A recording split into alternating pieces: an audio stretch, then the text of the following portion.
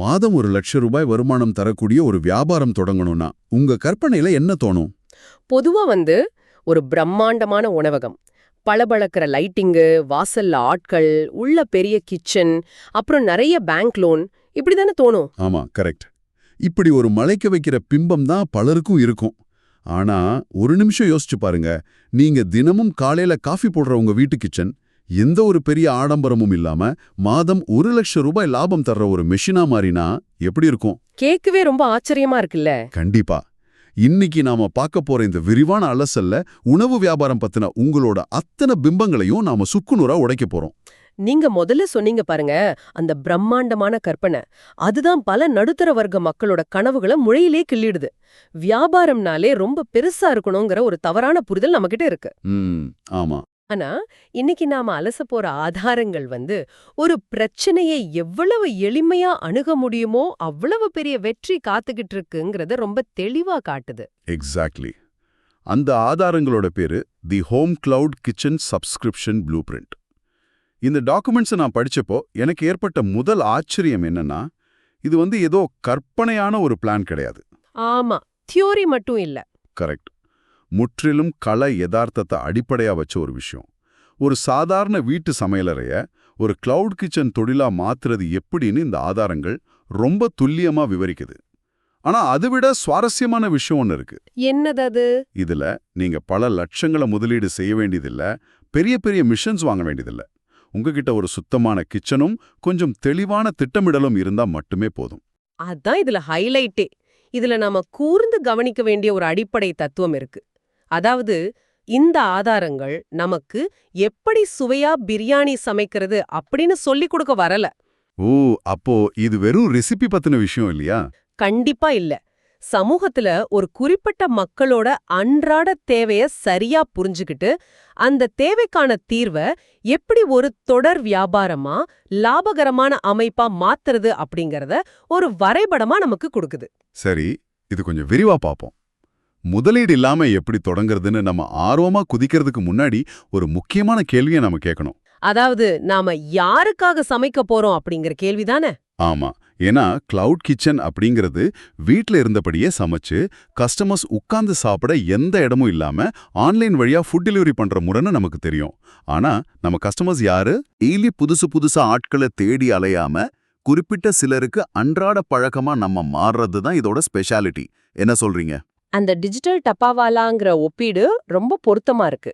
ஏன்னா மனிதர்களோட உணவு உளவியல இந்த மாடல் ரொம்ப ஆழமா புரிஞ்சுகிட்டு இருக்கு.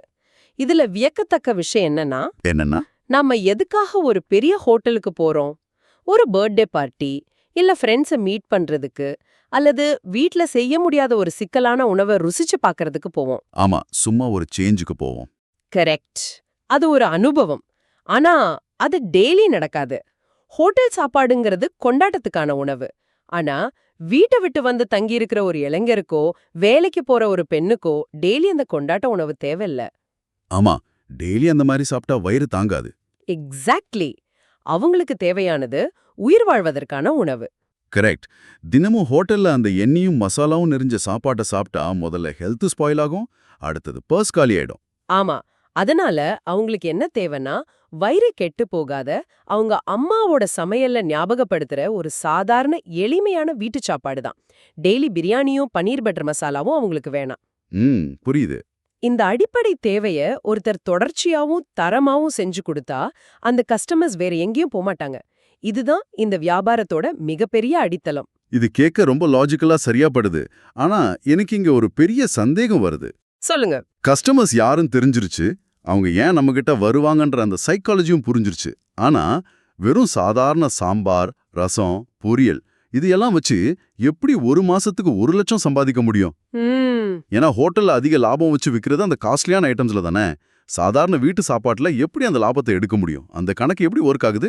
இங்கதான் இந்த ஆதாரங்கள் முன்வைக்கிற சந்தா முறை, அதாவது சப்ஸ்கிரிப்ஷன் மாடல் அப்படிங்கிற பிரம்மாண்டமான ஆயுதம் உள்ள வருது. ஓ, சப்ஸ்கிரிப்ஷனா? ஆமா. சாதாரண ஹோட்டல்ல டெய்லி வர்ற ஆர்டர்ஸ் எந்த கேரண்டியும் இல்லாதது. இன்னைக்கு 100 பேர் வரலாம், நாளைக்கு 20 பேர் மட்டுமே வரலாம். கரெக்ட். அதனால நிறைய ஃபுட் வேஸ்ட் ஆகும். அதான் விஷயமே. ஹோட்டல் ஓனர் 100 பேருக்கான பொருளை தயாரா வைக்கணும். அதுல வீணாகிற சாப்பாடு தான் அவங்க லாபத்தை பெரிய அளவுல குறைக்குது. ஆனா இந்த சப்ஸ்கிரிப்ஷன் முறையில நிறமா அப்படியே தலைகீழ். அதாவது முன்கூட்டியே நமக்கு எத்தனை பேர் சாப்பிட போறாங்கன்னு தெரிஞ்சிடும் இல்லையா? துல்லியமா தெரிஞ்சிடும். ஒரு சின்ன கணக்கு மூலமா இதை நாம பார்க்கலாம். ஆரம்பத்துல ஒரு 20 முதல் 30 நிரந்தர கஸ்டமர்ஸை நீங்க பிடிக்கிறீங்கன்னு வைப்போம். சரி, 30 பேர். ஒரு நபருக்கு மாதாந்திர உணவு கட்டணமா 3 வேளைக்கும் சேர்த்து 3000 ரூபான்னு ஃபிக்ஸ் பண்றீங்க. அப்போ 30 பேருக்கு மாசம் 90,000 ரூபாய் உங்க கைக்கு வருமானமா வரும். ஓஹோ, 90,000. ஆமா. இதுல மளிகை பொருட்கள், காய்கறி, கேஸ், அப்புறம் டெலிவரி செலவுன்னு தோராயமா 40,000 முதல் 50,000 ரூபாய் வரை செலவாகும். இத கழிச்சிட்டா ஆரம்ப நிலையிலேயே மாசத்துக்கு 40,000 லாபமா உங்க கையில நிக்கும். ஒரு நிமிஷம் இருங்க. நான் இங்க குறுக்கிடுறேன். இந்த கணக்கு பேப்பர்ல பார்க்க ரொம்ப சூப்பரா இருக்கு. ஆனா ஒரு நிதர்சனமான கேள்வியை நான் கேட்கணும். கேளுங்க. ஒரு தனி நபர் தன் வீட்டு கிச்சன்ல வேற எந்த உதவியும் இல்லாம டெய்லி 30 பேருக்கு 3 வேளையும் சமைக்கிறதுங்கிறது மனித சக்திக்கு அப்பாற்பட்ட விஷயம் இல்லையா? இது ரொம்ப பெரிய மன உளைச்சலையும் சோர்வையும் தராதா? இந்த கேள்வியை நீங்க கேட்டது ரொம்ப நல்லது. ஏன்னா நிறைய பேர் இந்த இடத்துல தான் பயந்து பின்வாங்குறாங்க. எந்த ஒரு பிளானிங்கும் இல்லாம 30 பேருக்கு சமைக்க ஆரம்பிச்சா கண்டிப்பா அது ஒருத்தர் ஹாஸ்பிட்டல்ல கொண்டு போய் சேர்த்துரும். ஆமா, அது ரொம்ப கஷ்டமாச்சே.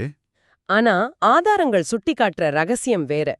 ஒரு சாப்பாட்டுக்கு வெறும் 80 இருந்து 120 ரூபாய் வரை மட்டுமே செலவாகுது அப்படிங்கிற அந்த பொருளாதார உத்தரவாதம் தான் முதல்ல ஒருத்தருக்கு பெரிய ஊக்கத்தை கொடுக்குது. அடுத்ததா உழைப்ப குறைக்கிறதுக்கான மிக தெளிவான ஒரு செயல்பாட்டு உத்தியை, அதாவது ஆபரேஷனல் பிளான இந்த மாடல் வச்சிருக்கு. வெயிட், உழைப்பை குறைக்கிறதுக்கான உத்தியா? ஒரு பக்கம் 30 பேருக்கு சமைக்கணும்னு சொல்றீங்க, மறுபக்கம் உழைப்பு குறைக்கலாம்னு சொல்றீங்க. இது எப்படி சாத்தியம்? அது என்ன பிளான்? அதுதான் மெனுவை ரொம்ப சிம்பிளா வச்சுக்கிறது, அப்புறம் நிலையான வாராந்திர மெனுவை ஃபாலோ பண்றது. இது இங்கிலீஷ்ல ஃபிக்ஸ்ட் வீக்லி மெனுன்னு சொல்வாங்க. அதாவது மெனு மாறாதா? ஆமா. நீங்க ஒரு ஹோட்டலுக்கு போனீங்கன்னா மெனு கார்டை பார்த்து 10 பேர் 10 விதமான ஐட்டம்ஸ் கேட்பாங்க. ஷெஃப் அது எல்லாத்தையும் செஞ்சாகணும். ஆனா உங்க கிளவுட் கிச்சன் சப்ஸ்கிரிப்ஷன்ல கண்ட்ரோல் முழுசா உங்க கையில இருக்கு, கஸ்டமர் கையில இல்ல. ஓஹோ, அப்போ டெய்லி காலையில எழுந்து இன்னைக்கு என்ன சமைக்கலாம்னு யோசிக்க வேண்டிய அவசியமே இல்லையா? கொஞ்சம் கூட இல்ல. திங்கட்கிழமை காலைனா இட்லி சட்னி சாம்பார், மதியம்னா சாதம் சாம்பார் ஒரு பொரியல் ரசம், இரவுனா சப்பாத்தி தால், அவ்வளோதான். வாவ், ரொம்ப சிம்பிள். செவ்வாய்க்கிழமை காலை பொங்கல்னா பொங்கல் மட்டுமே தான். அதை தவிர கஸ்டமர்ஸ்க்கு வேற எந்த சாய்ஸும் கிடையாது. இந்த ஒரு வாரத்துக்கான மெனுவை நீங்க முன்கூட்டியே அவங்களுக்கு அனுப்பிடுறீங்க. அவங்களுக்கு பிடிச்சிருந்தா சந்தா கட்ட போறாங்க. அட ஆமா. இந்த எளிமைதான் சமைக்கிற நேரத்தை ரொம்ப பெரிய அளவுல குறைக்குது. 5 பேருக்கு 5 விதமான சாப்பாடு செய்யறத விட 30 பேருக்கு ஒரே ஒரு ஐட்டத்தை பெரிய அளவுல சமைக்கிறது ரொம்ப ரொம்ப ஈஸி. இது எனக்குள்ள ஒரு பெரிய பல்பெரிய வைக்குது. சுருக்கமா சொல்லணும்னா, நாம ஒரு ஆடம்பரமான மாஸ்டர் ஷெஃபாக இருக்க வேண்டியதில்ல. கண்டிப்பா இல்ல. விதவிதமான இட்டாலியன் இல்லனா சைனீஸ் ஃபுட் செய்ய தெரிஞ்சிருக்கணும்னு எந்த அவசியமும் இல்ல. ஆனா ஒரு மிகச்சிறந்த திட்டமிடுபவரா, அதாவது பிளானரா இருந்தா போதும்.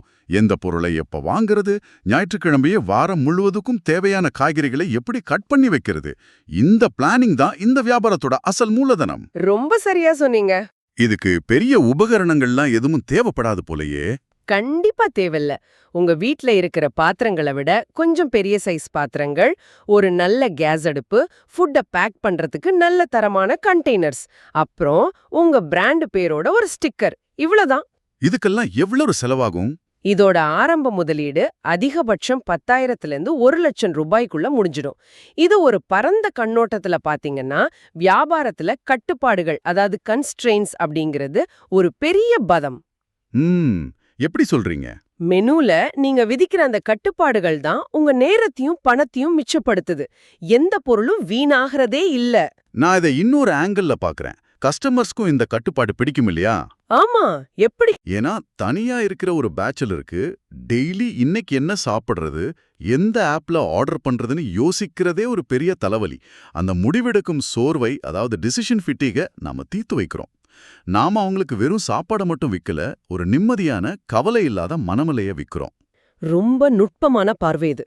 நீங்க ஒரு பிரச்சனைய தீர்க்கறீங்க, அதுக்கான சன்மானத்தை அவங்க சந்தா மூலமா மாசம் மாசம் தராங்க. சரி, இப்போ மெனு ரெடி ஆயிடுச்சு, லாப கணக்கும் தெரிஞ்சிடுச்சு, பிளானிங் எப்படின்னு புரிஞ்சிடுச்சு. ஆனா ஒரு ரொம்ப முக்கியமான கட்டத்துக்கு இப்ப நாம வரோம். சொல்லுங்க. அந்த முதல் 20 அல்லது 30 கஸ்டமர்ஸை எப்படி கண்டுபிடிக்கிறது? ஒரு ஸ்விக்கி இல்லைனா சொமேட்டோல அக்கவுண்ட் ஓபன் பண்ணிட்டா உடனே ஆர்டர்ஸ் வந்து குவிஞ்சிருமா? இல்லவே இல்ல. அங்கதான் நிறைய பேர் பண்ற பெரிய தப்பே இருக்கு. ஆரம்பத்திலேயே அந்த மாதிரி ஃபுட் டெலிவரி ஆப்ஸ முழுமையா நம்பி இருக்க கூடாதுன்னு ஆதாரங்கள் ரொம்ப தெளிவா எச்சரிக்குது. அப்படியா? ஏன்னா அந்த ஆப்ஸ்ல ஏற்கனவே ஆயிரக்கணக்கான பெரிய பெரிய ஹோட்டல்ஸ் இருக்காங்க. அவங்க குடுக்கற டிஸ்கவுண்ட்க்கு நடுவுல எந்த அறிமுகமும் இல்லாத ஒரு சின்ன வீட்டு கிச்சன் ஈஸியா காணாம போயிடும். அது மட்டும் இல்லாம அந்த ஆப்ஸ் எடுக்கிற கமிஷன் இருக்கு பாருங்க. ஆமா, அது ரொம்ப அதிகமாச்சே. கண்டிப்பா அந்த கமிஷன் உங்களோட ஆரம்பகட்ட லாபத்தை முழுமையா விழுங்கிடும். அப்போ யாருமே முகம் தெரியாத ஒருத்தர் எப்படி கஸ்டமரை பிடிப்பாரு, அதுவும் வீட்ல இருந்துகிட்டு? உங்க வியாபாரம் வந்து உங்க தெருவில் இருந்தே தொடங்கணும். உங்க ஏரியால இருக்கிற அபார்ட்மெண்ட்ஸ் வாட்ஸ்அப் குரூப்ல உங்களோட மெனுவை ஷேர் பண்ணணும். பக்கத்துல இருக்கிற ஹாஸ்டல்ஸ், ஐடி ஆபீஸ், அப்புறம் பிஜிங்களுக்கு நேரடியா போய் பேசணும். ஓ, நேர்ல போகணுமா? ஆமா, சுத்தமான வீட்டு சாப்பாடு கிடைக்கும் அப்படிங்கிற சின்ன சின்ன போஸ்டர்ஸ உங்க ஏரியாவுல ஒட்டணும். இதையெல்லாம் விட இந்த டாக்குமெண்ட்ஸ் பரிந்துரைக்கிற ஒரு ரொம்ப சூப்பரான தைரியமான உத்தி ஒன்னு இருக்கு. அதுதான் ஒரு நாள் இலவச சோதனை, அதாவது 1 day ஃப்ரீ ட்ரையல். ஒரு நிமிஷம், ஒரு நாள் முழுக்க ஃப்ரீயா சாப்பாடு கொடுக்கறதா? இது ஆரம்பத்திலே ஒரு பெரிய நஷ்டத்தை ஏற்படுத்துற மாதிரி தோணுதே. ஒரு நடுத்தர குடும்பம் தொழில் தொடங்கும் போது எப்படிங்க 30 பேருக்கு ஃப்ரீயா சாப்பாடு கொடுக்க முடியும்? மேலோட்டமா பார்த்தா இது நஷ்டம் போலதான் தோணும். ஆனா இத நீங்க பிசினஸ் ஆங்கிள்ல கஸ்டமரை ஈர்க்கிறதுக்கான செலவு, அதாவது அக்விசிஷன் காஸ்ட்னு பார்க்கணும். இப்ப நீங்க ஃபேஸ்புக்லயோ இன்ஸ்டாகிராம்லயோ ஆயிரக்கணக்கில் காசு கட்டி கண்ணுக்கு தெரியாத யாருக்கும் ஆடு கொடுக்கறீங்கன்னு வைப்போம். ஆமா, நிறைய பேர் அப்படி பண்றாங்க. அத பார்த்துட்டு அவங்க உங்க சாப்பாட்டை வாங்குவாங்கன்னு எந்த கேரண்டியும் கிடையாது. ஆனா உங்க உணவோட சுவையும் தரத்தையும் நேரடியா அவங்கள ருசிச்சு பார்க்க வைக்கிறது எவ்வளவு உறுதியான முதலீடு. ஆஹா. ஒரு நாள் சாப்பாட்டுக்கான செலவு உங்களுக்கு வெறும் 100 ரூபாய் தான். அந்த 100 ரூபாயை இன்வெஸ்ட் பண்ணி மாசம் 3000 ரூபாய் தரக்கூடிய ஒரு நிரந்தர கஸ்டமரை நீங்க பிடிக்கிறீங்கன்னா அது எவ்வளவு பெரிய மாஸ்டர் ஸ்ட்ரோக். இது பெஸ்ட் பிசினஸ் தந்திரம் இல்லையா? ஆஹா, இது ரொம்ப ரொம்ப பிரமாதமான பாயிண்ட். வாய்மொழி விளம்பரத்தை விட சிறந்த மார்க்கெட்டிங் ஃபுட் இண்டஸ்ட்ரியில வேற கிடையவே கிடையாது. உண்மைதான். சும்மா விளம்பர வாசகங்களை நம்புறதை விட மக்கள் அவங்க நாக்கு சுவையத்தான் நம்புவாங்க. ஒரு முறை உங்க கைவண்ணத்தையும் கரத்தையும் நேர்ல ருசிச்சு பார்த்துட்டா 30 பேர்ல குறைஞ்சது 10 பேராவது அந்த சுவைக்கு அடிமையாகி உங்க மந்த்லி சப்ஸ்கிரைபரா மாறிடுவாங்க. எக்ஸாக்ட்லி. அந்த முதல் 10 பேர் தான் உங்களோட தூதுவர்கள். அவங்க ஃப்ரெண்ட்ஸை எடுத்துட்டு வருவாங்க. ரொம்ப சரியா பிடிச்சிட்டீங்க. இதுதான் கஸ்டமர்ஸ் திரட்டுறதுக்கான அடிப்படை ரகசியம். சரி, முதல் 30 பேர் வந்தாச்சு. மாசம் 40,000 லாபம் வர தொடங்கிடுச்சு. பிசினஸ் ஒரு ஸ்டெடியா ஓட ஆரம்பிச்சிடுச்சு. அடுத்து என்ன? இப்படியே லைஃப் ஓட்டிட வேண்டியதுதானா, இல்ல இதை எப்படி விரிவுபடுத்துறது? அப்புறம் இதுல இருக்கிற நிதர்சனமான ஆபத்துகள் என்னென்ன? வியாபாரம் ஒரு நிலையான இடத்தை அடைஞ்ச பிறகுதான் நீங்க அடுத்த கட்ட வளர்ச்சிக்கு, அதாவது ஸ்கேலிங்க்கு போகணும். அப்பதான் நீங்க ஸ்விக்கி, சொமேட்டோ மாதிரி ஆப்ஸ்ல நுழையணும். ஓ, ஸ்டெபிலைஸ் ஆனதுக்கு அப்புறம் தான் ஆப்புக்கு போகணும். ஆமா, ஏன்னா இப்போ உங்களுக்கு ஒரு பேஸ் வருமானம் வந்துருச்சு.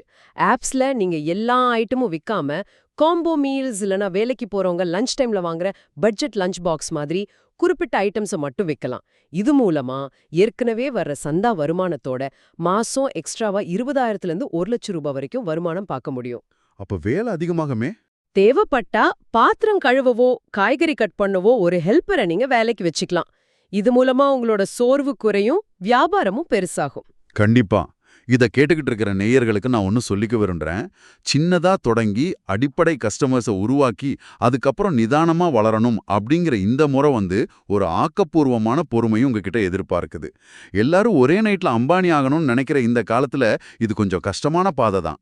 நீங்க சொல்றது 100க்கு 100 உண்மை. எல்லாமே ஈஸியா அழகா வெளியே தெரிஞ்சாலும் இதுக்கான இறுதி நிதர்சனம், அதாவது ரியாலிட்டி செக் ஒன்னு இருக்கு. அதுதான் ஒரு வியாபாரியோட உண்மையான சவால். அது என்ன சவால்? இந்த தொழில் வளர்ச்சிங்கிறது ஏதோ மேஜிக் மாதிரி நடந்துடாது. சுவைதான் உங்க மார்க்கெட்டிங், சுகாதாரம்தான் உங்க நிரந்தர லாபம் அப்படிங்கிற தத்துவத்தை நீங்க மனசுல ஆழமா பதிய வச்சுக்கணும். ஆனா மனிதர்கள் ஒன்றும் மெஷின் கிடையாதே. எனக்கு ஒரு நாள் உடம்பு சரியில்லாம போகலாம். இல்லனா நான் வைக்கிற சாம்பார் திங்கட்கிழமை ஒரு டேஸ்ட்லயும் செவ்வாய்க்கிழமை வேற ஒரு டேஸ்ட்லயும் இருக்கலாமே. ஒரு பெரிய ஹோட்டல்லனா அசிஸ்டன்ட் ஷெஃப் இருப்பாங்க. இங்க நான் ஒருத்தன் தானே. அங்கதான் நிக்குது இந்த தொழிலோட அக்னி பரீட்சை. நீங்க ரொம்ப பிரமாதமா சமைக்க தெரிஞ்சிருக்கணுங்கிறத விட நேத்திருந்த அதே சுவைய இன்னைக்கும் நாளைக்கும் கொடுக்கக்கூடிய அந்த கன்சிஸ்டன்சி, அதாவது தொடர்ச்சி இருக்கணும். அது ரொம்ப முக்கியம். இத ஒவ்வொரு நாளும் செய்யறது எவ்ளோ கஷ்டம்னு சமைக்கிறவங்களுக்கு மட்டும்தான் தெரியும். அதே போல சுகாதாரம், அதாவது ஹைஜீன். ஒரு நாள் சாப்பாட்டுல ஒரு சின்ன முடி கிடந்தாலோ இல்ல ஒரு நாள் சாப்பாடு கெட்டு போயிருந்தாலோ சப்ஸ்கிரிப்ஷன்ல இருக்கிற கஸ்டமர் முகம் சுளிச்சு மொத்தமா விலகிடுவார். ஆமா, ட்ரஸ்ட் பிரேக் ஆயிடும். கரெக்ட். உங்க கஸ்டமர்ஸ் வேற எந்த தேடலும் இல்லாம உங்கள முழுமையா நம்புறாங்க. அந்த நம்பிக்கைய தக்க வைக்கிறது ஒரு தினசரி போராட்டம்.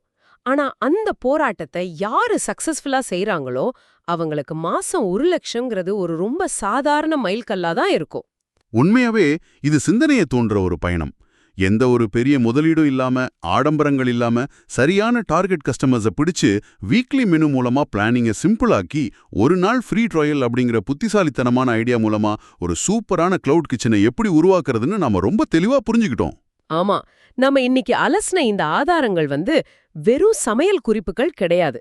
ஒரு சாதாரண மனிதன் தன் உழைப்பையும் புத்திசாலித்தனத்தையும் மட்டும் முதலீடா வச்சு ஒரு தொழிலை எப்படி கட்டி எழுப்பலாம் அப்படிங்கிறதுக்கான ஒரு மேப். சூப்பர்.